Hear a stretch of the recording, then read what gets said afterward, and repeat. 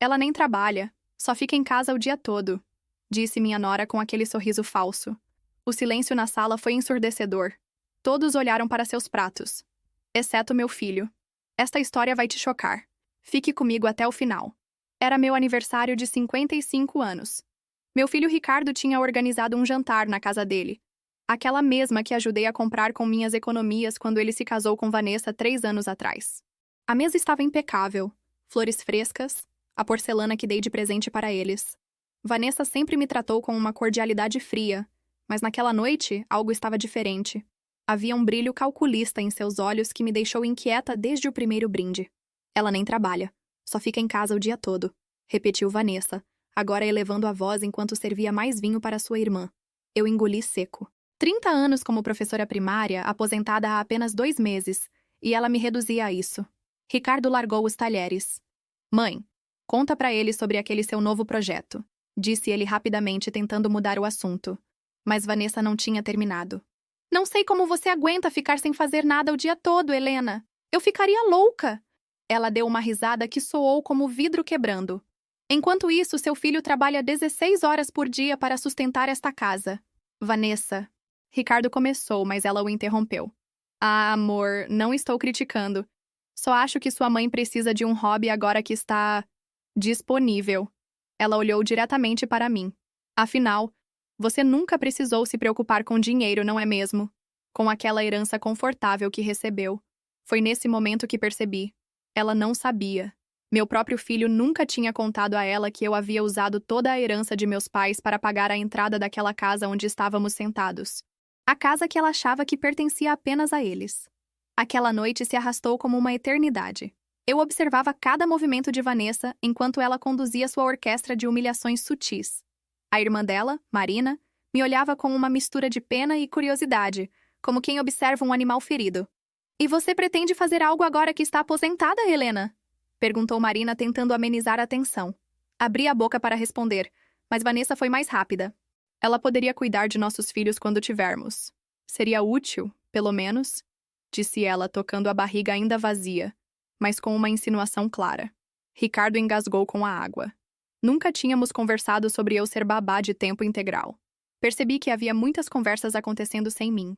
Naquela mesma noite, depois que todos foram embora, fiquei para ajudar a limpar. Ricardo tinha ido levar a irmã de Vanessa em casa. Estávamos sozinhas na cozinha, o silêncio pesado entre nós. Você sabe que ele vai herdar tudo o que resta, não é? Ela disse de repente, colocando as taças na máquina de lavar. Perdão? A casa da sua família no interior. Aquela fazenda. Ricardo me contou que será dele quando você... Bem, você sabe. Ela não terminou a frase.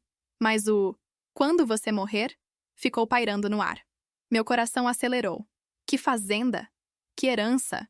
Meus pais tinham um pequeno sítio que foi vendido há décadas para pagar o tratamento de câncer do meu pai.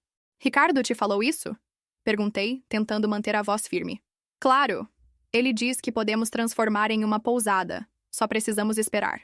Será que meu filho estava inventando histórias sobre uma herança inexistente? Ou pior, estaria ele planejando algo com aquela mulher? Naquela noite não dormi. As palavras dela giravam em minha mente como um carrossel macabro. Por que Ricardo mentiria sobre uma herança? O que mais ele estaria escondendo? Na manhã seguinte, recebi uma mensagem dele. Mãe, precisamos conversar sobre ontem. Venha almoçar comigo no centro. Só nós dois. O restaurante era modesto, diferente dos lugares caros que Vanessa preferia. Ricardo parecia cansado. Olheiras profundas. O terno amassado. Mãe, me desculpe por ontem. Vanessa passou dos limites. Bebi um gole de água, estudando seu rosto. Por que você disse a ela que tem uma fazenda para deixar de herança? A cor sumiu de seu rosto. Como? Ela me contou. Sobre seus planos para transformar minha suposta fazenda em uma pousada quando eu morrer. A fazenda que não existe, Ricardo. Ele cobriu o rosto com as mãos. Mãe, eu posso explicar. Por favor, explique. Foi então que a verdade começou a sair, gota por gota. Ricardo estava afundado em dívidas. Empréstimos para manter o padrão de vida que Vanessa exigia. O carro novo, as viagens, as roupas de marca. Vanessa não sabe da nossa situação financeira. Eu não consegui contar. Então inventou uma herança que não existe? Minha voz saiu mais alta do que pretendia. Foi só uma mentira pequena, para ganhar tempo. E quanto à casa? Ela sabe que eu dei o dinheiro da entrada? Seu silêncio foi resposta suficiente. Ele nunca tinha contado. Ela pensava que tudo aquilo era fruto do trabalho dele. Quanto você deve, Ricardo? Quando ele mencionou o valor, senti o chão sumir sob meus pés. Era quase todo o dinheiro da minha aposentadoria. Dinheiro que eu havia economizado por décadas para ter uma velhice tranquila. Eu vou resolver isso, mãe. Prometo. Só preciso de tempo. Saí daquele almoço sentindo o peso da traição. Meu único filho, a pessoa que eu mais amava no mundo, estava envolvido em uma teia de mentiras. E no meio daquela teia, eu era apenas um recurso a ser explorado. Nos dias seguintes, a imagem de Vanessa dizendo "ela nem trabalha" me perseguia. O desprezo em sua voz. A forma como todos na mesa ficaram em silêncio. Todos, exceto Ricardo, que tentou me defender, mas de uma forma tão fraca que só revelou sua cumplicidade. Comecei a me perguntar: quem era meu filho agora? O menino que eu criei sozinha depois que seu pai nos abandonou?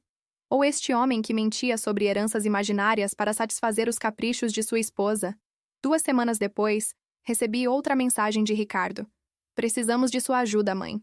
Posso passar aí hoje? Eu sabia o que aquilo significava. Ele viria pedir dinheiro, o dinheiro da minha aposentadoria, o último recurso que eu tinha.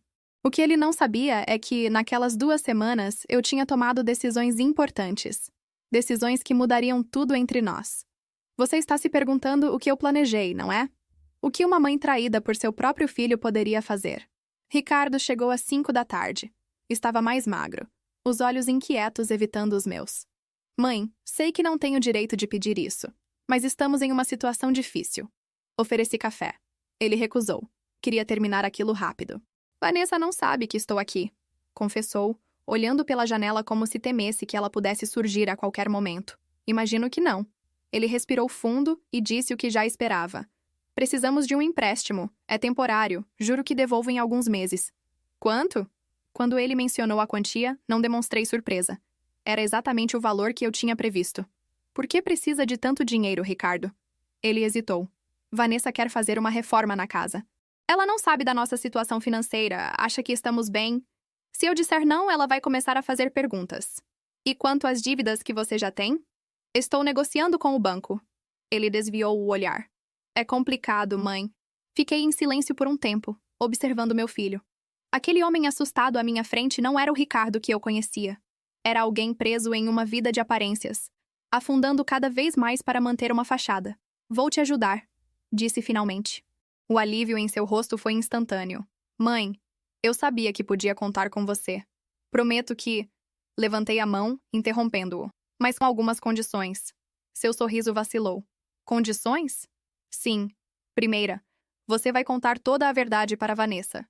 Sobre as dívidas, sobre a entrada da casa que eu paguei, sobre a inexistência da fazenda. Mãe, isso é impossível. Ela vai... Segunda condição. Vamos juntos a um advogado formalizar este empréstimo, com contrato, prazos e juros. Ele me olhou como se eu fosse uma estranha. Juros? Mãe, sou seu filho. Terceira condição. Você vai procurar ajuda profissional. Um terapeuta. Precisamos entender por que você está vivendo assim, Ricardo. Ele levantou-se passando as mãos pelo cabelo, nervoso. Isso é ridículo. Não preciso de terapia. Só preciso de tempo para organizar minhas finanças. São minhas condições, filho. Aceite-as ou procure outro lugar para conseguir o dinheiro. Vi a raiva crescer em seus olhos. Uma raiva que nunca tinha visto antes. Achei que você me amava, que faria qualquer coisa por mim. É exatamente porque te amo que estou fazendo isso. Ele pegou o casaco e caminhou até a porta. Vanessa estava certa sobre você. Sempre controladora. Sempre querendo decidir minha vida. Aquelas palavras me atingiram como um soco, mas mantive a compostura. Se mudar de ideia sobre minhas condições, estarei aqui. Ele bateu a porta ao sair. Durante 2 semanas, não tive notícias dele. Nada. Como se tivesse sido apagada de sua vida por não ceder a seu pedido. Foi nesse período que coloquei meu plano em ação. Primeiro procurei um advogado. Não para o empréstimo, mas para outra coisa. Algo que Ricardo nunca esperaria. Em seguida, vasculhei meus contatos antigos. Colegas de trabalho, ex-alunos que agora eram adultos bem-sucedidos. Professores deixam marcas, e muitos deles se lembravam com carinho do tempo em minha sala de aula. Depois, peguei todas as minhas economias, aquelas que Ricardo queria para a reforma da casa. e investi em algo completamente diferente. Por fim, fiz algo que nunca imaginei fazer. Contratei um detetive particular. Precisava saber exatamente o tamanho do buraco em que meu filho havia se metido. O relatório que recebi uma semana depois confirmou minhas piores suspeitas. As dívidas eram muito maiores do que ele havia admitido. Cartões de crédito estourados, empréstimos pessoais, até mesmo dívidas de jogo. E havia algo mais perturbador. Uma conta conjunta que Ricardo mantinha com outra mulher. Não era Vanessa. Era alguém chamada Patrícia. Transferências regulares, compras de joias, diárias em hotéis. Meu filho não estava apenas endividado. Estava vivendo uma vida dupla. Naquela noite chorei até não ter mais lágrimas. Pela manhã, porém, estava determinada. A vingança que planejei não seria explosiva ou escandalosa. Seria silenciosa, calculada e, acima de tudo, justa. Ricardo me ligou no dia seguinte. Sua voz soava diferente, mais humilde. Mãe, podemos conversar? Acho que você estava certa. Claro, filho. Quando? Hoje à noite? Vanessa vai a um jantar com amigas. Venha às 7. Farei aquele macarrão que você gosta. Ele hesitou, surpreso com minha receptividade. Obrigado, mãe. Desliguei e comecei os preparativos. Não apenas para o jantar, mas para o que viria depois.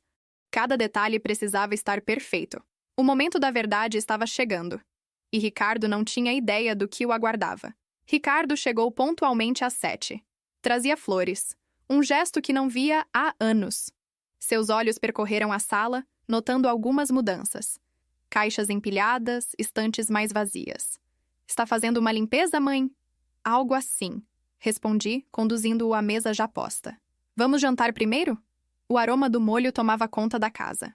Era a receita da minha avó, que fiz para ele em todos os momentos importantes de sua vida. Formatura, promoção, casamento.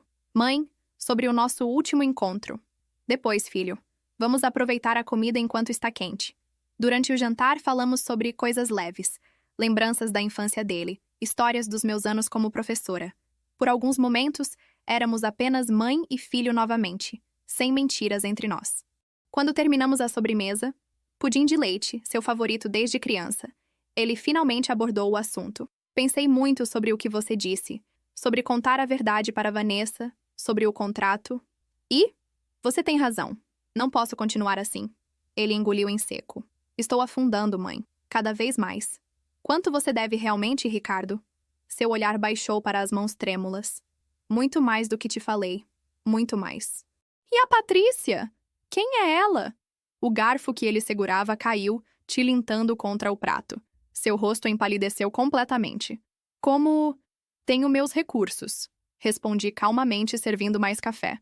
Assim como você tem os seus segredos. Ele desabou. As lágrimas que provavelmente segurava há meses finalmente vieram à tona. Entre soluços, a história completa emergiu. Patrícia era uma colega de trabalho. O caso começou há 1 ano. Ele não amava mais Vanessa, mas tinha medo de deixá-la. Medo do escândalo. Medo do fracasso. Vanessa sabe? Não. Pelo menos acho que não. E você pretende contar? Ele balançou a cabeça negativamente. Não posso. Ela vai me destruir, mãe. Você não conhece Vanessa quando está com raiva. Levantei-me e fui até a estante pegando uma pasta azul. Filho, lembra quando você tinha 10 anos e quebrou a janela do vizinho jogando bola? Ele franziu o senho, confuso com a mudança de assunto. Lembro... Você mentiu. Disse que não tinha sido você. Mas eu sabia a verdade. E te fiz confessar e pedir desculpas ao Sr. Augusto. Abri a pasta lentamente. Aquilo foi uma lição sobre responsabilidade. Sobre enfrentar as consequências dos seus atos. Mãe, isso foi há 30 anos. O que tem a ver com... Hoje você vai aprender a mesma lição. Só que agora as consequências são muito maiores. Deslizei os documentos pela mesa. Primeiro, o relatório do detetive, com fotos, extratos bancários, reservas de hotel. Em seguida, os comprovantes de todas as suas dívidas, muito maiores do que ele havia admitido. Por fim, o documento mais importante, o contrato de venda da minha casa. Você vendeu sua casa? Ele perguntou atônito. Sim, e comprei outra, em outra cidade. Mudança de ares, sabe? Uma professora aposentada precisa de hobbies, como sua esposa sugeriu. Seus olhos arregalaram-se quando percebeu o que aquilo significava. Mãe, não... Você não pode ir embora agora. Eu preciso de você. Preciso da sua ajuda. Retirei mais um documento da pasta. Este é meu testamento atualizado. Ao contrário da fazenda imaginária que você inventou, meus bens reais estão todos aqui, claramente especificados. Apontei para um parágrafo. Como pode ver, deixei uma parte para instituições de caridade. Outra parte para alguns ex-alunos que precisam de ajuda para cursar faculdade. E eu? Sua voz era quase um sussurro. Você recebe 20%, o suficiente para pagar suas dívidas, se administrar bem, nem um centavo a mais. Ele levantou-se bruscamente, derrubando a xícara de café. Você não pode fazer isso. Sou seu único filho. Posso e fiz. O documento já está registrado. Vou contestar. Não é justo. Sorri serenamente. Fique à vontade para tentar. Mas pense no escândalo, Ricardo.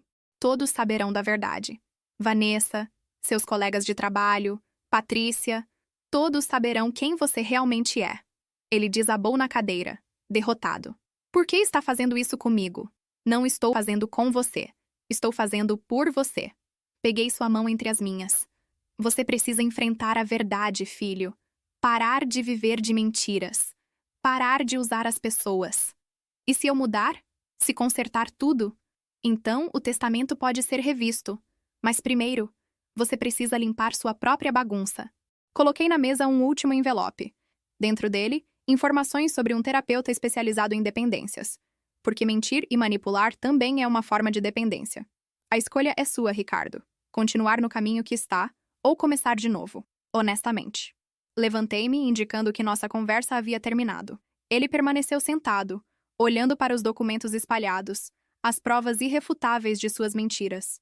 Quando finalmente se levantou, havia algo diferente em seu olhar. Não era raiva nem desespero. Era reconhecimento. Quando você parte? Perguntou em voz baixa. Em 3 dias. Ele assentiu lentamente. Posso vir me despedir? Claro. Esta sempre será sua casa enquanto eu estiver nela. Na porta, ele se virou uma última vez. Sabe, o que Vanessa disse naquele jantar, sobre você não trabalhar, ficar em casa o dia todo? Eu devia ter dito algo. Devia ter defendido você melhor. Sim, devia. Você é a pessoa mais forte que conheço, mãe. Sempre foi. Ele saiu para a noite carregando o peso de suas escolhas. E eu fechei a porta, sentindo o gosto agridoce da justiça. 6 meses se passaram desde aquela noite. Minha casa nova, numa cidadezinha tranquila do interior, tem um jardim que floresce mesmo nos dias mais frios. Foi aqui que recebi a primeira carta de Ricardo. Ele escreveu sobre as consequências que enfrentou. Contou a verdade para Vanessa. Não toda de uma vez, mas aos poucos, como gotas de um remédio amargo. Ela gritou, jogou coisas, ameaçou. No final, exigiu o divórcio e metade de tudo, incluindo a casa que eu ajudei a comprar. Ricardo começou a terapia. 2 sessões por semana. Nas primeiras, só chorava.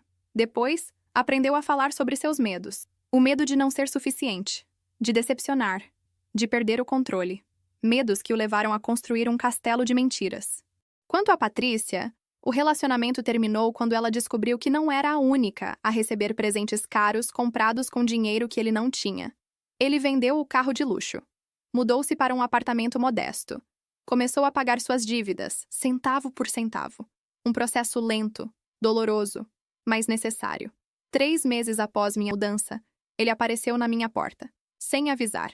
Os olhos fundos, mas mais claros, como se uma névoa tivesse se dissipado. Posso ficar alguns dias? Perguntou, uma mochila simples no ombro. Nada do Ricardo ostentoso que eu conhecia. Durante uma semana, convivemos como estranhos que lentamente se redescobrem. Ele me ajudou no jardim, consertou a torneira da cozinha, cozinhou para mim. Pequenos gestos que falavam mais do que palavras. Na noite antes de partir, sentamos na varanda, observando as estrelas. Lembra quando eu era criança e você me ensinou as constelações? Ele perguntou. Claro. Você dizia que queria ser astronauta. E acabei me tornando um mentiroso profissional. Ele riu sem humor. Como chegamos aqui, mãe? Um passo de cada vez. E é assim que voltamos também. Um passo de cada vez. Quando ele foi embora na manhã seguinte, deixou um envelope na mesa da cozinha. Dentro, um cheque. Pequeno, mas significativo. O começo do pagamento de tudo que havia tomado de mim ao longo dos anos. Não apenas dinheiro, mas confiança, paz, dignidade. Ontem recebi outra carta dele. Está trabalhando em um novo emprego, com salário menor, mas sem a pressão constante de manter aparências. Continua na terapia. Conheceu alguém, mas está indo devagar, sendo honesto desde o começo. No fim da carta, uma frase que me fez chorar. Obrigado por não desistir de mim quando eu já tinha desistido de mim mesmo. Quanto a mim, comecei um projeto com crianças carentes da região. Voluntariado 2 vezes por semana, ensinando leitura e escrita. Meus anos como professora finalmente sendo valorizados. Não com dinheiro, mas com sorrisos sinceros e abraços apertados. Às vezes, lembro daquela noite. Do silêncio na mesa quando Vanessa disse, ela nem trabalha. Do olhar de todos. Do momento em que percebi que meu filho tinha se perdido em uma vida de mentiras. Nunca imaginei que minha vingança, se é que podemos chamar assim, seria simplesmente expor a verdade e me afastar. Não por raiva ou ressentimento, mas por amor. Porque às vezes amar significa dar um passo atrás e permitir que a pessoa enfrente as consequências de suas escolhas. A verdadeira liberdade vem quando nos libertamos não apenas das mentiras dos outros, mas das mentiras que contamos a nós mesmos. Quando deixamos de ser vítimas para nos tornarmos protagonistas. Não sei o que o futuro reserva para Ricardo e para mim. Se ele realmente mudou, se continuará no caminho da honestidade. Sei apenas que fiz o que precisava ser feito, não apenas por mim, mas por ele também. E neste jardim que floresce nos dias mais improváveis, aprendi que nunca é tarde para recomeçar, para ensinar e aprender as lições mais importantes da vida, mesmo que estas lições venham embrulhadas em traição, dor e silêncio.